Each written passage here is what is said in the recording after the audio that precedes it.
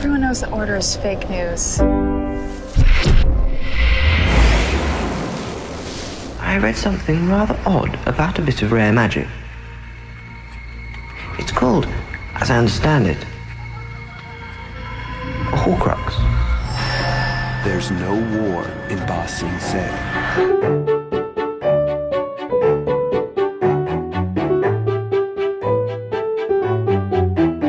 The Girl with No Soul is a YA fantasy romance about Iris, a young woman who, as the title implies, has no soul. She is what is known as a hollow, hated by society, cursed with an inability to feel emotions, and bereft of memories. However, Iris is able to use this to her advantage. With no emotions, she feels no fear when she goes on dangerous missions to steal various items for her mysterious benefactor, the Countess. And her lack of soul means she doesn't show up on the numerous eyes the Order, the ruling body, has scattered throughout the city. One day, Iris steals a ring from one of the 5 noble houses, but she gets more than she bargained for, as residing within the ring is one piece of her shattered soul. On the run from the authorities, Iris goes out in search of the other missing pieces. This is a very engaging book. I definitely liked following Iris and the characters. I really enjoyed the plot as well. It does draw you in and makes you want to keep reading, which is always handy dandy for a book. It's very neat and pleasing with its grouping, so everything's sort of in 5s, with 5 pieces of the soul, 5 senses are associated with the soul, there are 5 houses, 5 colours, all that sort of stuff, so that just pleased me. There's some really nice world building as well to this. I especially liked the use of locations such as the Basilica and World's End, which is sort of like the underbelly of society, and the Reformatory, which is sort of the scary place you don't want to go to, where they brainwash you. So I liked all of those elements. There's some really good setup for the plot, and lots of twists and turns throughout the book, which, to be fair, I did see a lot of them coming, but more because these were the correct choices. I think they were good twists. So even though you could predict them, they felt right. And overall, I really liked the romance and the characters and the magic system.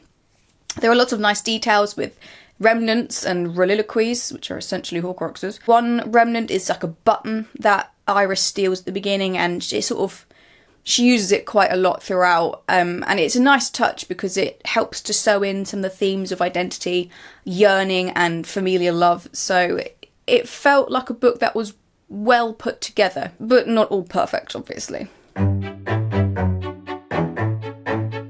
Unfortunately, not the best writing style. It's not terrible by any means, but it certainly could have been streamlined. There were a few moments of telling overshowing and some unnecessary details that could have been cut out.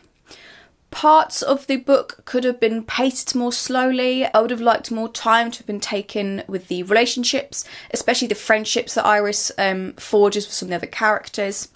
And the romance did veer on insta-love. It's not quite, and I understand why the author made the choices she did, but I would have liked a little bit more time dedication to that build up. I loved the linking of the soul to the 5 senses, but I wonder if the author missed a trick by not incorporating that sensory-based imagery more gradually as Iris's soul is put together. She also seems to have a lot of emotions despite not having emotions, which I thought was a bit odd, but it's very difficult to have a main character with no emotions, so I understand it, but was a bit strange. The setting felt a little confused. I know I said I liked the world building, the individual aspects, but I think as a whole, I couldn't really tell if this was meant to be like an oldie worldy setting or more contemporary.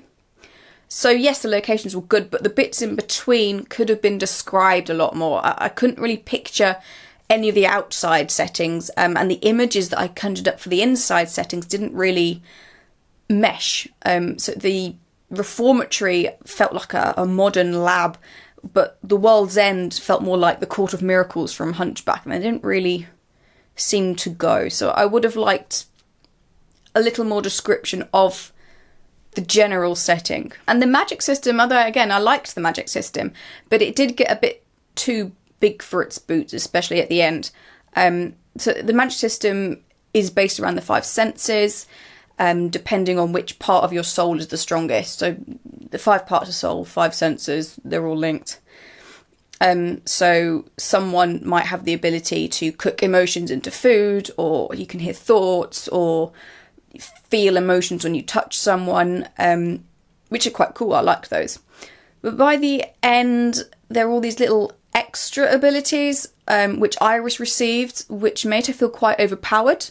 So I was quite disappointed by that. That annoyed me. I would have liked to have just stuck to these fun little sensory specific abilities that only a handful of people have for some reason. The ending was also quite rushed. Mild spoilers, but I won't mention any specifics. The main characters at the end need to break into a vault to find some objects.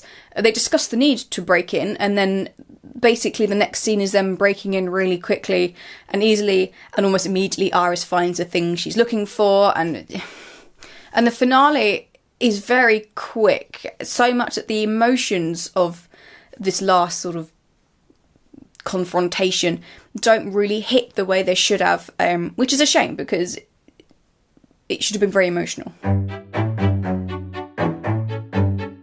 Overall, it is a fine book. It's by no means a masterpiece, but it's still a good read if you want a romance with a fantastical twist. It's a good blend of the two genres, as it's often very easy with these sorts of books for the romance either to be given so little focus it comes across as a lazy add-on, as a lot of romances seem to be these days. But neither in this book is the romance given so much focus that it completely overshadows the actual plot. But this book never loses sight that at its heart it is about a character searching for her soul, not her soulmate.